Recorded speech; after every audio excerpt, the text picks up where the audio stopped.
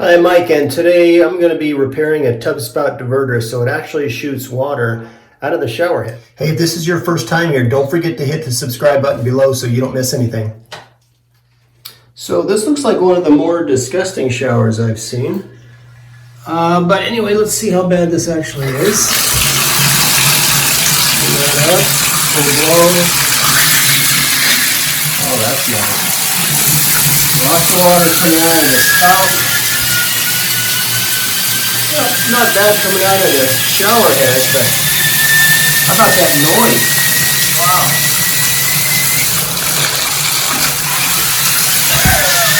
That's hilarious. Lots of noise, lots of water coming out of it. I bought a replacement diverter repair kit for the parts inside here. I really hate this job. The parts are small, the workspace is awkward, and I just don't like it. So how this whole thing works is you turn the water on, the water runs out of the tub spout. When you lift this diverter, it backs up pressure. There's a little gate that stops the water from flowing. It backs up and goes up the wall through a pipe to the shower head, and water comes out the shower head. Well, these things do need maintenance, and this is honestly, it's 20 years old. You can see this old finish gold. I couldn't care less. I'm not going to reuse this. I just want to get the thing working better, and so we'll get after it. Now, you may be lucky enough to remove these parts from here by having the top handle unscrew from this post. I'm not so lucky, but you might be able to just take a pair of pliers and another pair of pliers and hold the post while you unscrew this. Probably the second easiest way is just to take a hacksaw blade and cut through that, and everything drops out down below. I'm going to go underneath and show you what people typically do. So you can see how sloppy this gate is. That's in its full upright position where it blocks the water. And look how much movement there is. So water easily gets through there. Anyway, these two little prongs, we want to get this post from in between these two prongs. And so I'm going to get a screwdriver and try to spread those apart or break them off. I could probably cut one of them and bend the other, but they're very stiff plastic. So let me grab a screwdriver. Okay, I got a little screwdriver. And the idea is just to pry those apart or break them, whatever.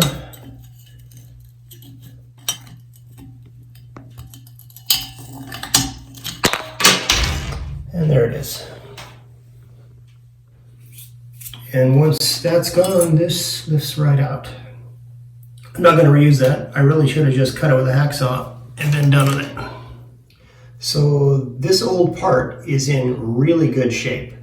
I mean, there's no pitting or anything on this. It's in great shape. And so when I put my finger up here and rub the metal, it's super corroded with all kinds of crap on it.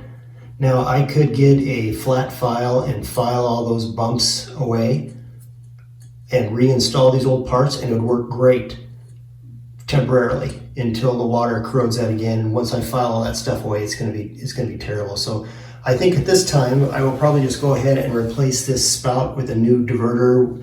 It comes all in one piece. It's ready to install, and fortunately I bought a repair piece for it. So this turned into a replacement rather than a repair. Although you could certainly file that down and repair it. So there's the inside, and you can see all the crud built up in there. To remove a tub spout, it's either going to unscrew or it's going to have a set screw like mine. Mine has a set screw in there, and so I just get an Allen wrench and I'm going to loosen that, and it should pull straight out. Okay, I've got it loosened. It should pull straight off, and it should be a bare 1/2-inch copper pipe sticking out of it.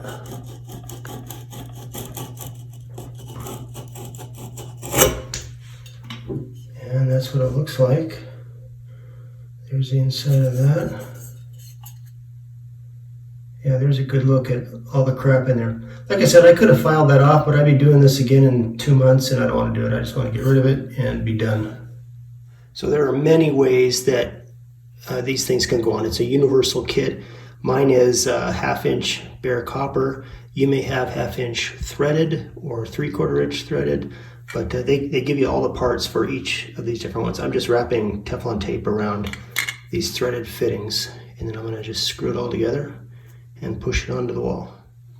All right, I put this little piece of pipe back into the spout and twist.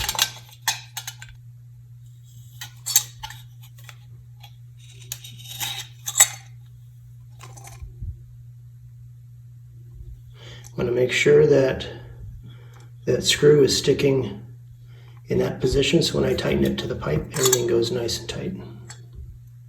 So before I put that tub spout back on, I'm just going to take some sandpaper, kind of clean up this pipe so it smoothly, my O-ring in there doesn't twist and whatnot. It goes on nice and smooth. I'm also going to use, as a lubricant, I'm going to use some soft soap. You can use plumber's grease, whatever. With everything done, it should be a matter of sticking this back on the pipe, pushing in gently. So now with this new spout secured onto the pipe, I just need to tighten the set screw underneath it. It's a Phillips head. Well, it's mismatched, it's ugly, it's cheap, but let's see if it works.